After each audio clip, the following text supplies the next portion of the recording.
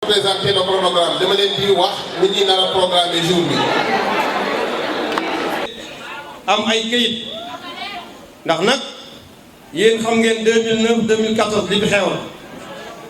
Thiès waaye fàttewuñu ku fàtte it ñu fàttali la moom la mu dencoon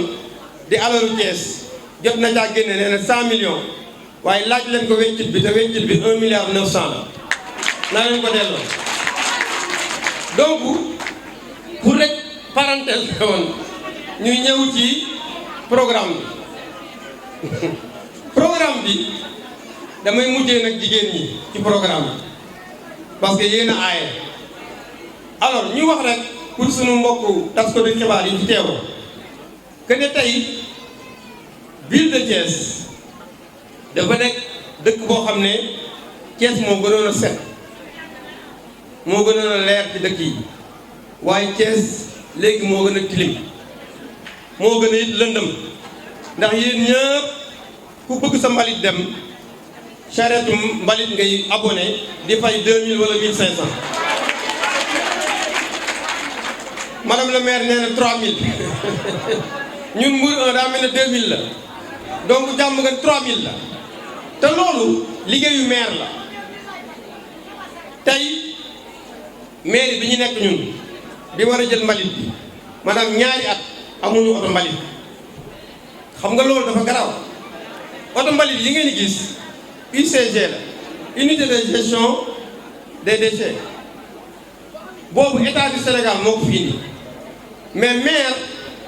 de ville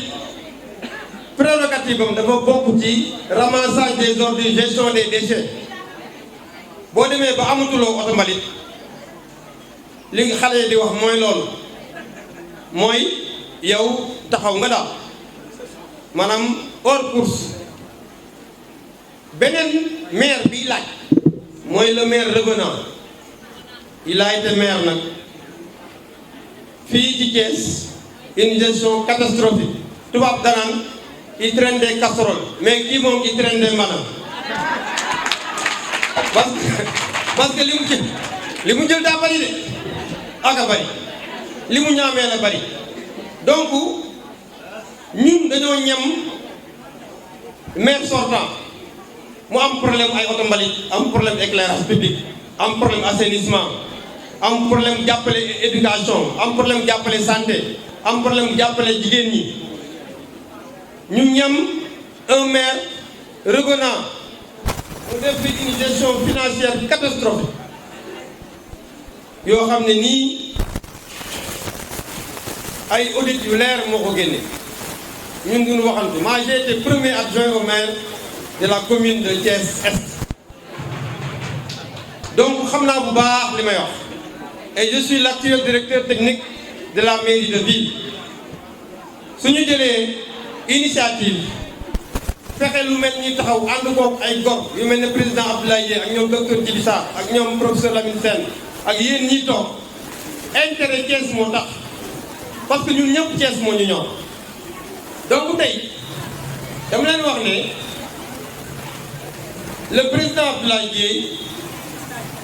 c'est le candidat entrant avec un bilan social très favorable et reconnu par les populations de Thiès.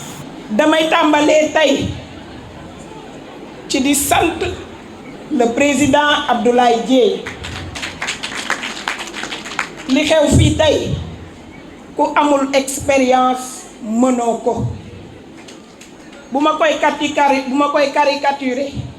dama naan ci bitigu mbagg la jóge ba centre commercial loolu ko amul expérience mënoo ko te xam naa ni Thiès a ngi toll ci bitigu mbagg te di nga ko yóbbu ci centre commercial. tey jii nag boo gisee suñu ndaje bi mooy li ëpp solo ci élection rawatina élection locale nga dajale jigéen ñi tey ñu ni dañ leen di former ñu war a nekk relais ak askan bi ndax li ñu jàng fii tey bu ñu demee ci askan bi moom lañ leen di jàngal. wax nga leen lan mooy sa bilan wax nañ leen lan mooy sa programme dinañ leen wan léegi ni ñuy voter parce que élection yi dafa nekk élection yu particulière yoo xam ni ñetti urne la ñuy am ak la cay topp. nga def ci contenu bu am solo. sa ñi nga nawle yi nga bokkal coalition bi desuñu ci ginnaaw ñoom ñépp dañ ci taxaw nin ci war a taxawee waaye monsieur le président Abdoulaye Dièye ñun duñu jël suñu saal bu rafet bii woote indi fi jigéen yu jongoma yi dajale fi ay personnes de valeur teg leen fii ñoom ñépp ñu nekk yaakaari Thiès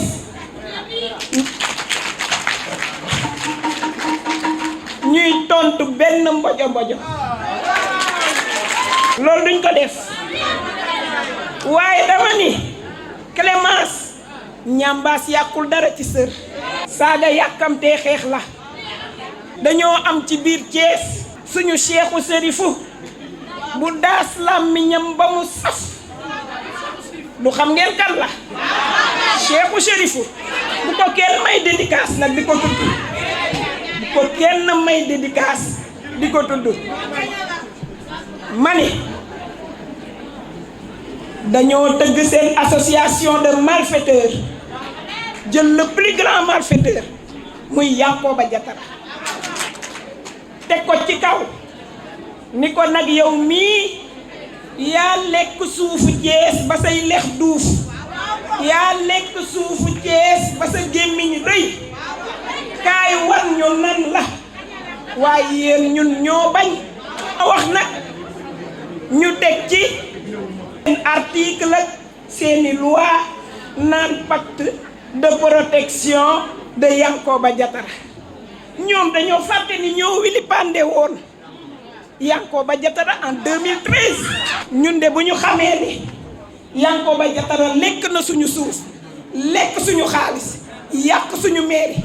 ñoom ñoo ñu ko wanoon en 2013 yéen a ngi gis vidéo yi muy circuler Idrissa Seck daa xool Cheikhu Chérifou ni ko jàkk Idrissa Seck daa xool Cheikhu Chérifou ni ko jàkk ni ko tu es né adulte mooy dangaa juddoo mag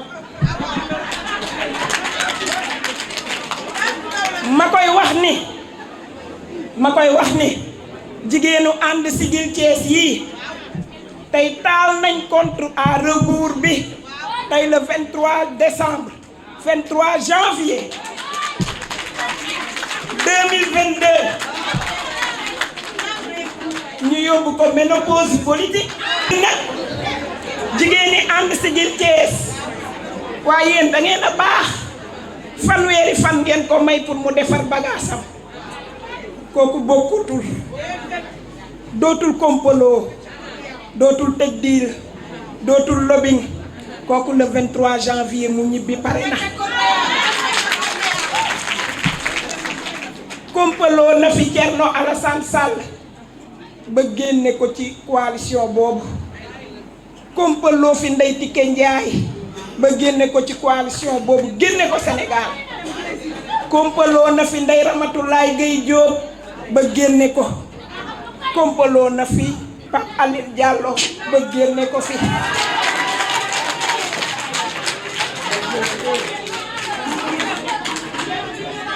waaye dama ni pareeguma ay waay may ma mu kompolo fi Siré Dia mënalu ko dara mu kompolo ñu ñun ñii mënalu ñu dara waaye dama lay wax nag bërki démb daa jël microom dajale mbooloom di waajal nag pour Ablaye Dièye waaye dama bëgg nag ngeen xam leen kii daa ami jigéen daa daf ma ni balaa kenn jot ci yow daa jaar ci ñun booba agsi ci yow yamuñu foofu dañoo am ay apprenti nag ñoom dañoo am ay apprenti ñuy dajale mbooloo ni leen ñi jóge ci coalition bi dem ni dañoo samp seen ndënd, ils n'ont que le poids d'une plume. Plusieurs plumes laa leen di fàttali constitue une aile te benn aile du naaw, benn aile du naaw, plusieurs ailes constituent une aile te benn aile, benn laaf du naaw. Bu le 23 dina leer. Seen beneen apprenti naan bu élection yi rombee bu ñu dikkaatee nañu fi duñ fi dugg duñ fi nangam. Il se trompe lourdement de cible. Ñun suñu cible c'est le développement de Thiès.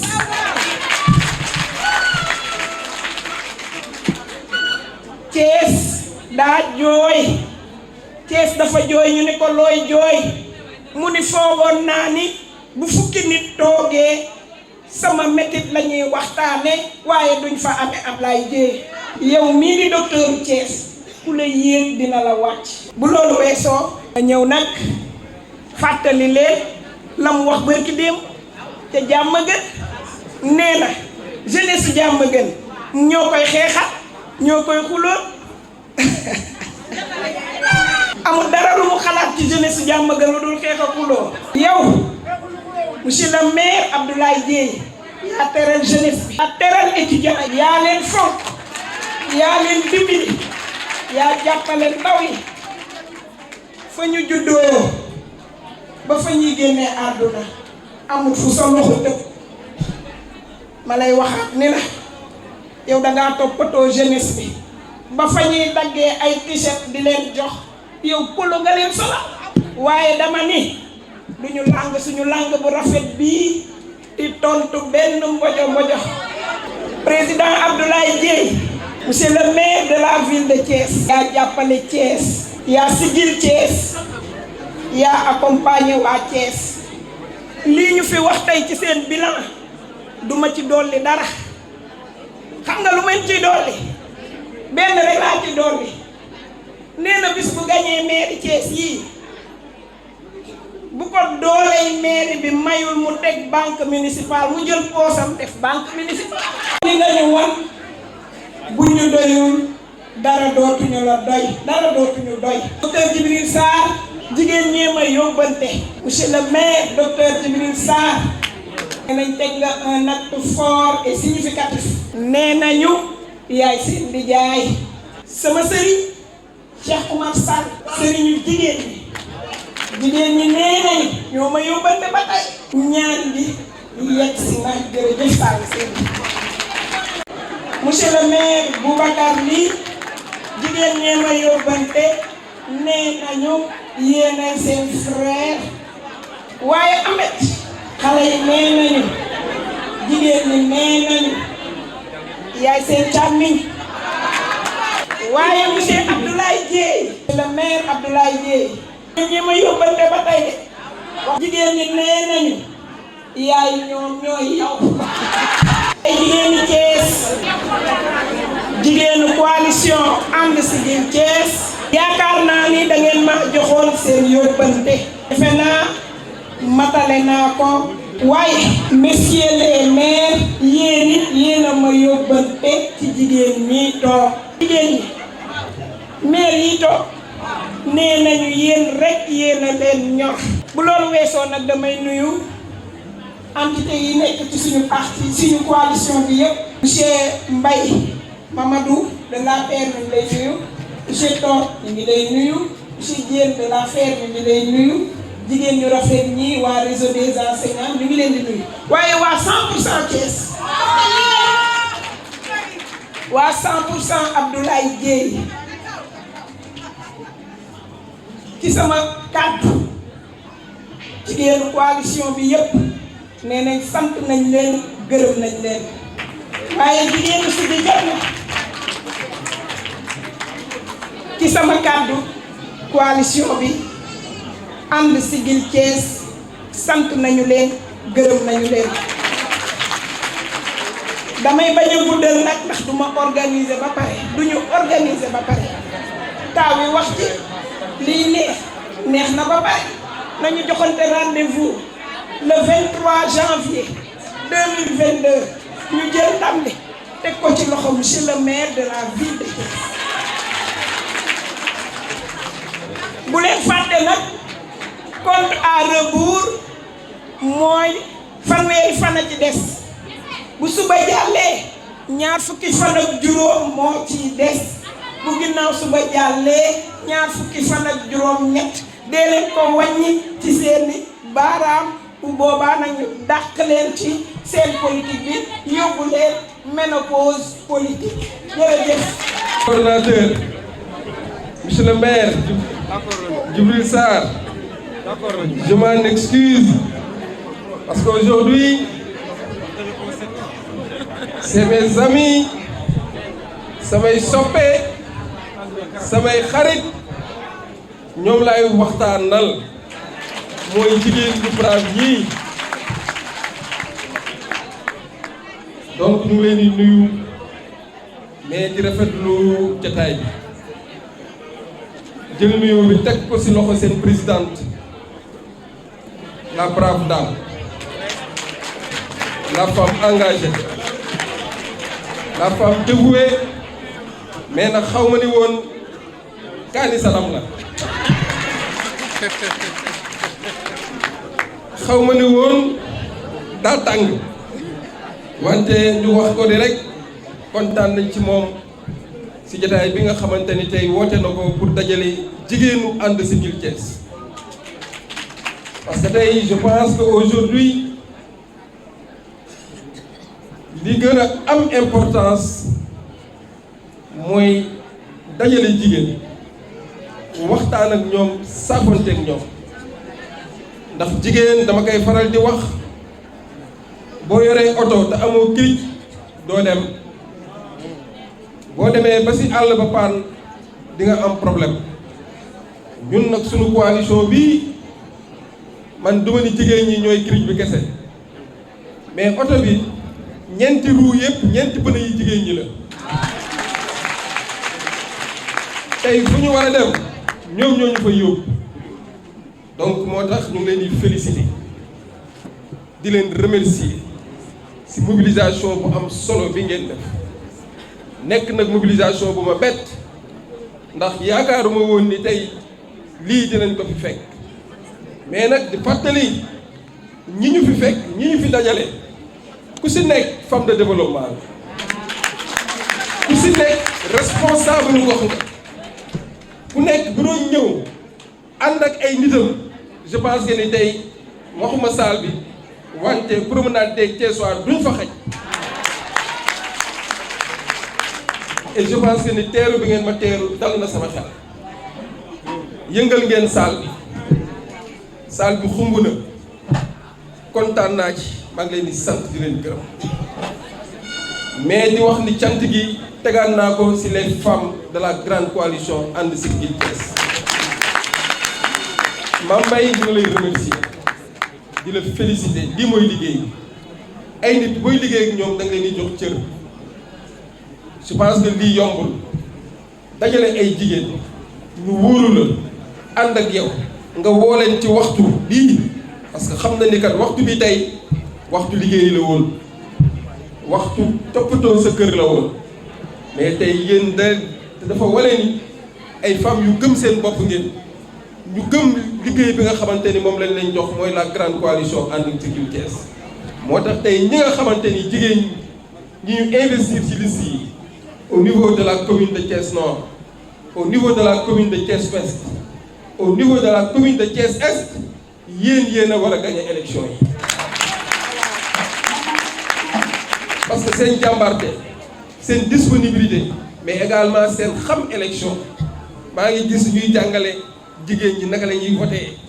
yaakaar naa ni de bu ma sepp woon kenn fii rek ne ko kay jàngal ñu ñuy defee élection ñu jàngal ñu ko ndax fii femmes yi fi nekk femmes yi nekk fii centre de vote yi bu doon lëj ñoom ñoo koy lëjal ñu xam ci dara parce que daje na ñoom ci ay élection 2017 2019 donc moo tax ñii tey ñoom ñooy dem kay jàngale ji wan askan bi naka la ñuy voté naka la ñuy def ba seen candidat bi nga xamante ni mooy seen soppe moom ngeen bëgg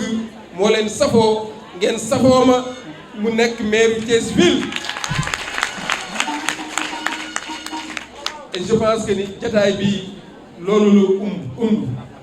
mooy gën leen a laxasaat waaye takkaat gàjj yi dugg si gox-goxaat yi tey le 23 décembre hasard amul ci àdduna man samay mbir du hasard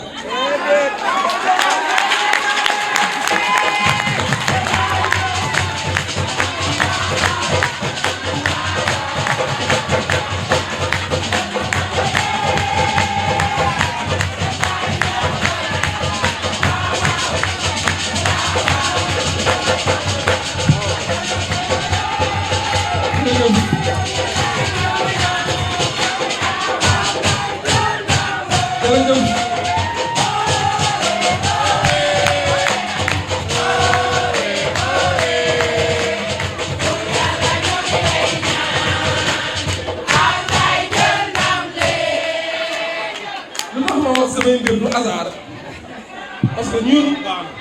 on agit dans le temps et dans l'espace lu nekk fu mu jotee ak nu mu waree noonu lañ koy defee moo tax sama candidature ci élection locale yi 2024 dafa jotoon moo tax ma nekk candidat lan moo tax ma ne leen dafa jot am na koo xamante ni kat moo fi nekkoon kenn mënulu ko dara Thiès waaye moom la ñu bëgg def ko seen xol tey su ma jàkkaarloo nag moom mbir mi mën na sooxe wante yàlla moom ay mbiram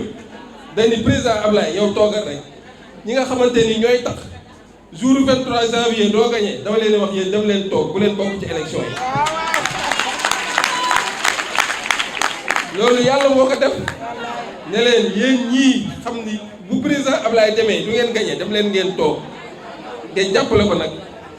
xam naa ni ñu toog ak ñu toogul seen xol man maa ci nekk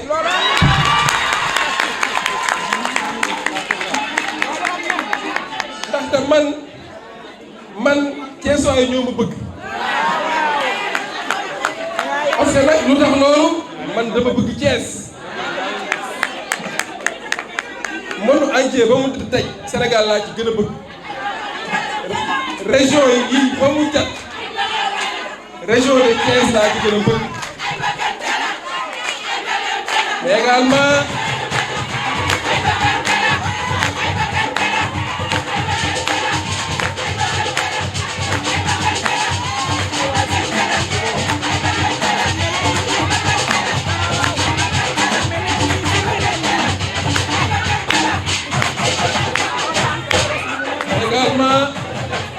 commune yi li muy bari Thiès commune de Thiès moom laa gën a bëgg ndax li waral loolu bi ma jógee te dama war a dem élection locale dama ni sama commune bi ma nekk mais également sama koñ bi ma nekk fa laay tabax sama permanence di fa nekk ak nit ñi di bokk ak ñoom suba ak ngoon guddeeg bëccëg dafa nekk ak ñoom ñun duñu ay complexé duñu s'il vous plaît may nañu duñu ñoo xamante ni dañuy am complexe ci seen dëkk tey ñu bari ñoo xamante ni tey bëgg nañ li nga xamante ni moom la ñuy wut tey Thiès amuñu siège bu ñu ñëwee hôtel la ñuy nekk di woo nit ñi pour ñu fekk leen fa man grand hôtel man maa ko moom xam ngeen ci dara bañ doon réunion di làqatu mooy temps boobu bëgguñu woon mu fës parce que gars yi kat bu ñu xamee foo jëm doo dem ñun foofu lañ doon dem ci salle bu climatisé dafa suñuy réunion yu am solo bañ demee ba mbir mi leer ma ni leen waa grand hôtel baax na bàyyi leen ñu wàcc ci askan bi nag wax ak ñoom moo tax ma ni ñun duñu ay complexe mais également duñu ay ragal ndax Thiès gi ku fi juddoo doo ragal dëkk Lat Joor Ngoone Latiir Jóob comme ni ko suñu frère Jóob di waxee dëkk Amari Ngoone Sobel mais également dëkk kilifa diine yu baax yi nga xamante ni ñoo fi nekk ku fi juddoo di nga am yar di nga am teggin mais doo ragal di nga am fit lépp nag si teraanga ak si respect nit boo nekkee si dëkk da nga war a jox dëkk bi respect saaga xaste xoqatal tiitalaate Thiès waa loolu kenn mënu ko ko def et je pense que ni ñun Thiès la ñu juddoo fi ñu yaroo dañ ñoo yar am ay wayjur yu ñu yar suñuy kilifa yar ñu donc tey am na loo xamante ni waruñu mais nag ku laal laalaake nag su boobaa lu la dal yow la mais di wax ni rek man dal laay woote élection yi ñu jëm dama ni élection Thiessois yi la du élection politique élection de citoyenneté la Thiessois yi ñoo ko moom muy man muy sama morom fukki candidat ak ñaar yi nekk yu war a jogante ville bi ñu ñëpp ay Thiessois lañ ñoo bokk fi ñu jàngee ñoo am ay bokk ay bëgg-bëgg kenn du si sa noonu morom mais nag bëgg su amee ku nekk day am foofar ku nekk day am noo taxawee donc nañu rafetal mbir mi te xam ni Thiès rek moo ñu ñor élection yi bu ñëwee ki gagné ñëpp dañuy ànd ak moom liggéey Thiès ndax ñun li ñu ñor fu ñu toog mooy wax lan lañ mën a defal Thiès et que je pense que c'est la chose la plus importante mooy wax Thiessois yi lan mooy suñu yéene wax Thiessois yi lan mooy suñu programme wax Thiessois yi naka la ñu bëgg a liggéey Thiès et je pense que ni loolu le directeur politique def na ci exposé bu am solo donc jigéen ñi je pense que li ñu wax fii jàpp ngeen ko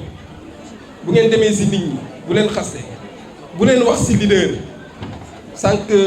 sama sœur madame la présidente moom xaw ma ne woon ni loolu lay wax noonu lay waxee mais sinon dama naan ko bàyyil noonu donc bu ñu wax ci nit li am solo mooy nañu wax ak askan bi parce que tey ñun candidat askan bi la du ñu candidat kenn Thiessois yi moo tax du taxaw nekk candidat et que je pense que ni tey yéen ñi toog fii ñëpp ay relais ngeen ay porteurs de voix ngeen ay point focal ngeen pour si carte yi ngeen xamante ni moom ngeen nekk pour wax ak askan bi programme bi nga xamante ni moom la ñu am si éducation ci santé si aménagement du territoire ci sport si domaine mais également programme ci jeunesse ak si femme xam nga ñu bëri dañuy wax programme rek naan les 9 domaines de compétence mais ñun dañoo seppi jigéen ak ndaw ni dañ leen di jagleel programme ndax dëkk bu naree dox foog nga wax ak ndaw ñi mais également foog nga wax ak jigéen ñi et que je pense que ni jigéen ñi yéen de xam leen ni au soir du 23 janvier yéen a ngi doog a am maire bu leen fulaal maire boo xamante ni seen préoccupation lay taxaw te loolu ñuy wax nag waxuñu ko ngir jaaxaar ndax man lu ma mënul def du ma ko wax ñu bëri dañ naan politique ay promesses non tenues je suis pas d'accord il faut avoir la conviction il faut avoir l'engagement de dire la vérité parce que nit ñi léegi kenn mënatu leen ndax bi dafa doy kaay ma defal la lii kaay ma defal la lii boo paree nga wàññeekuwaat da ngay xat doo liggéey sax di nga mën a liggéey mais ñun dañoo bëgg a liggéey Thiès on veut construire une Thiès nouvelle on veut l'entrepreneuriat des jeunes et des femmes jigéen bu nekk fii dafa war a nekk entrepreneur créer activité boo xamante ni au moins dina si jël ñaar ba ñetti nit mais également di si fay ay di si créer recherche jël ay recettes yoo xam moom lay fay mairie bi pour mairie bi mën ko jëriñoo si askan bi et je pense que ni loolu c'est un programme phare mooy l'industrialisation de la ville de Thiès boo waxee industrie dugal nga ci secteur d'activité yëpp muy artisan muy commerçant muy mécanicien muy menuisier donc muy un cadre donc je pense que ni tey industrialisation boobu li ñu ko mën a may mooy nga am xam-xam bu màcc si secteur privé parce que secteur privé mooy créer emploi c'est pas l'État qui donne des emplois mais état day créer cadre boo xamante ni secteur privé dinañ mën a am cadre boo xamante ni si dañu mën a créer ay entreprise et je pense que ñun loolu suñu fort la et que Thiès nañ ko industrialiser suuf si nga xamante dañ koy jël di ko saax-saaxee bëgg nañ fa def domaine industriel zone industrielle boo xamante ni avec nos partenaires ñi nga xamante ni tey ñu ngi doon jël suñu ressources yi fii di ko yóbbu parce que Thiès zone de ressources minières la matière première yi nga xamante ni moom la ñuy jël di ko defaree ay dàll di ko defaree ay yére di ko defaree ay garab Thiès gii lañ koy jëlee dañuy extraire suñu ressources minières phosphate calcium gaz donc yëpp yoo xamante ni ay ressources ñu ngi koy jël di ko yóbbu di ko transformer à l'extérieur di ko indiwaat fii di ñu ko jaay pourquoi pas su investisseurs yooyu ñu créer cadre ne leen usines yooyu ngeen def seen dëkk ñëw leen ngeen installé ko fii pour que ressources yi ñu mën ko transformer fii defar ko fii askan bi di ko jariñu mais aussi ñu koy mën a exporter su boobaa dina mën a absorber le problème de l'emploi ndaw ñi dinañ mën a am fu ñu liggéey jigéen ñi dinañ mën a am fu ñu liggéey parce que lu ñu fa génne ngir war ko jaay jigéen ñi lañ koy jox seen petite et moyenne entreprise bi ñu koy jaay di si am xaalis et je pense que ni loolu tey rek doy na si li nga xamante ni moom laa mën a wax ñu jël engagement nekkat suñu premier partenaire nag yooyu pour ñu am ko c'est l'État du Sénégal nit aussi mënoo bëgg ni da ngay defar dëkk da ngay xeex ak buuru dëkk bi buuru dëkk moom soo bëggee defar sa dëkk da ngay naxanteeg moom ba mu jox la li nga xamante ni moom rek moo am signature pour nga defar sa dëkk donc nag ñun Thiès rek moo ñu ñor Thiès waaye la ñuy déglu du Thiès waaye bëgg nañ ko lu ñu wax nañ ko donc nag di wax ni kontaan nañ si yéen ñu ngi dellu di leen remercier di kontaan bu baax si taxawaay bi nga xamante ni am ngeen ko fii Thiès nag dañuy am loo xamante ni du ma paree di wax mukk te du ma ko wax mooy xam nga maire yi c'est un démembrement de l'État te maire dañoo am pouvoir ci état central donc mënuma concevoir lu mel ni Thiès xamante ni boo nee Thiès boo nee pont ñu ne loolu mooy lan loolu mooy lan saxaar bi raay Thiès c'est les rails Thiès c'est les chemins de fer et je pense que ni tey loolu même le Sénégal s'il tarde à décoller c'est le transport ferroviaire parce que man sama xam-xam daa màcc ci transport international donc développement réew mënul dox sans le développement du chemin de fer parce que mooy gérer le transport du corridor entre les pays de la sous-région parce que le transport da nga siy gagner temps mais aussi da nga siy gagner xaalis donc tu gagnes en temps et en coût et je pense que ni loolu tey ñu ngi lancer un appel encore à l'État du Sénégal ñu taxawuñu dimbali ñu ci chemin de fer bi ñu relancer ko parce que loolu rek mën na régler 50% de l'emploi des jeunes de Thiès parce que Thiès kat ku ko xam ni ku ma saan ñi fi doon toog buumu gàcce yëpp chemin de fer lañ nekkoon fa lañ doon liggéey donc tey loolu bokk na si suñu doléance mais également bokk na si suñu cri de cœur ne bés buñ ñu joxee mairie ville Thiès fu ñu toogee ak autorités yi dinañ leen wax loolu et je pense que ni ñu ngi si te incha allah dinañ si gën a taxaw waxtaan ak ñoom ba loolu ñu mën ko réaliser. du ma terminer nag te du ma remercier mes collaborateurs d'abord mon collègue dama ne woon góor ñi dama leen nuyu mais comme saafante naa ak sama jigéen ñi ba sama xol sedd mën naa leen ne njàmbaas rek tuuti sinon waaw sama gars yi damay bañ bu subaa ma leen ne jóg leen ñu ne ñoo dama lu ma jigéen ñi mais monsieur le maire ñu ngi lay remercier vraiment di la féliciter le maire de la commune de Thiès Ouest kontaan nañ ci yow li ngay wax ci man moo ne ci yow tu es une personne très courtoise et également très généreuse dans l'action et je pense que loolu lu ñu rafetlu la également nuyu suñu frère tête de liste Ousmane Diop nga xamante ni c'est le futur maire de la commune de Thiès non keroog rek ànd nañ def benn caravane au niveau de Thiès Nord mais je pense que ni c'était exceptionnel jigéen zone nord xam naa lu ngeen mëne ndax keroog ba ñu ñëwee wane ngeen loo xamante ni loolu de dal na xel mais également nuyu les têtes de liste proportionnelles Adji Diatta, ma sœur madame Dia, mais également sunu sœur nekk sama gannaaw sës ma rëkk te du ma rëkk madame Mathilde Senghor, la brave dame, l'enseignante, donc sant nañu ko gërëm leen mais également la coordonnatrice de la commune de Thiès Nord madame Oumou Kébé, la brave, moom mooy jigéen ñi ndax moom dafa am ay projets yoo xamante ni c'est pour la promotion de l'entrepreneuriat féminin donc tey loolu war nañ ci liggéey bu am solo pour que ñu commencer formation yi pour que jigéen ñi mën a nekk ay entrepreneurs et je pense que ni loolu lu am solo la nga ci àndandoo liggéey donc ñu nuyu madame Ndiaye moom nga xamante ni tey le ministre Matar Ba moom moo ko nekkal fii Thiès ministre des sports moo ñëw ànd ak ñun ci liggéey bi ci coalition ànd Siggil Thiès donc jigéen ñi kontaan nañ ci yéen ñu leen di gërëm di leen sant mais également nuyu nag les braves dames qui sont venues du parti Rewmi et que je pense que loolu courage moo leen ko may mais également bëgg Thiès ndaxte kat dama koy wax à chaque fois de Thiès Est bi su ma jàmmaarloo woon ak maire sortant bi dina jafe si man trop parce que su boobaa am na ñoo xam dañuy ruube rek su boobaa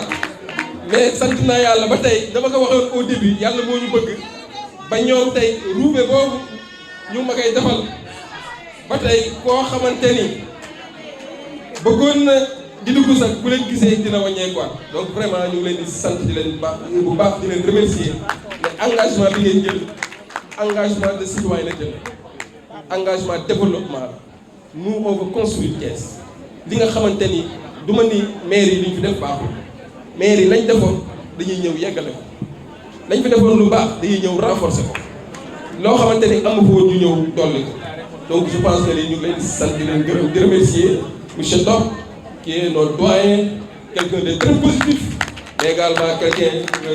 de très organisé dans le travail ñu ngi lay sant di la gërëm le modérateur gis nañ ni nga gérer scène bi ça a été très organisé monsieur Lamine Sène coordonnateur du PVD donc ñu ngi koy sant di ko gërëm mais également la surprise bi ñu am tey mooy sunu frère Cheikh Omar Sall ñu ngi koy remercier mais également kontaan bu baax recevoir calendrier bi nga xamante ni moom la def pour la coalition ànd Siggil Thiès dama ni nit sooy ànd ak moom njariñ moo tax moom de mu ngi ñuy jariñ indi na logistique indi na ay moyens et je pense que ni tey moom acte de citoyenneté la moo tax le poser acte de citoyenneté mooy lii dama gis ni ay Thiessois yu di yu am valeur ñoo ko woote damay ñëw bokk sans réserve mais également damay indi li ma yor dugal si donc monsieur Sall ñu ngi lay remercier di kontaan si mais yow di waxaat rek mention spéciale à la brave dame kaani xeeñ gi kaani sadam bi dafa nànk rek wàññil kaani bi Mame Mbaye Gueye merci beaucoup je vous remercie à la prochaine fois di wax ni rek bulletin bi su ma leen ko jàngal mooy bulletin de la rupture mooy la clé du changement